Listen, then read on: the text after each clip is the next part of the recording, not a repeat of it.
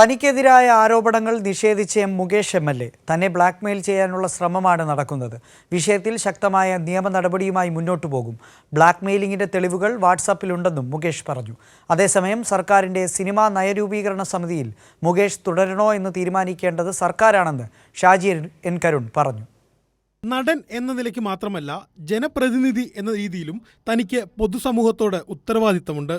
ഞാൻ ഉൾപ്പെടെയുള്ള ചലച്ചിത്ര പ്രവർത്തകർക്കെതിരെ ഉയർന്നുവന്ന ആരോപണങ്ങളെ സംബന്ധിച്ചുള്ള അന്വേഷണങ്ങൾ സ്വാഗതം ചെയ്യുകയാണെന്ന് മുകേഷ് എം.എൽ.എ. പറഞ്ഞു. തന്നെ ബ്ലാക്ക്മെയിൽ ചെയ്യാനുള്ള ശ്രമമാണ് നടക്കുന്നതെന്നും വിഷയത്തിൽ ശക്തമായ നിയമ നടപടിയുമായി മുന്നോട്ടു പോകുമെന്നും മുകേഷ് എം.എൽ.എ. വാർത്താക്കുറിപ്പിലൂടെ അറിയിച്ചു. രാഷ്ട്രീയമായി വേട്ടയാടാൻ വരുന്നവരോട് പരാതിയില്ല.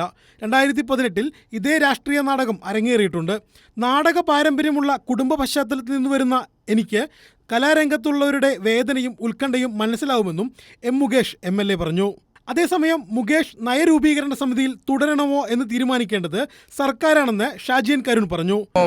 സർക്കാരുമായിട്ട് നമ്മൾ ആലോചിച്ചിട്ട് ഇങ്ങനെ ഒരു ഇഷ്യൂ ഉണ്ടെങ്കിൽ നമുക്ക് ഈ അസോസിയേഷനുമായിട്ട് എല്ലാ അസോസിയേഷൻ WWC അടക്കം എല്ലാ അസോസിയേഷനുമായിട്ട് ഓരോ ദിവസം നമ്മൾ സ്പെൻഡ് ചെയ്യുമ്പം മുകേഷ് അതിനകത്ത് അവിടെയും കാണുമായിരിക്കും. പക്ഷേ നമ്മുടെ ഇതിനെ പറ്റിയിട്ടുള്ള ഈ ചോദ്യം പ്രസക്തമാണ്. അത് നമ്മൾ സർക്കാരുമായിട്ട് ചോദിച്ചിട്ട് നമ്മുടെ ഡിസിഷൻ ഉണ്ടാവണം. സർക്കാരുമായി ആലോചിച്ച് തുടർ തീരുമാനമെടുക്കുമെന്നും അദ്ദേഹം കൂട്ടിച്ചേർത്തു. News desk Kairali news.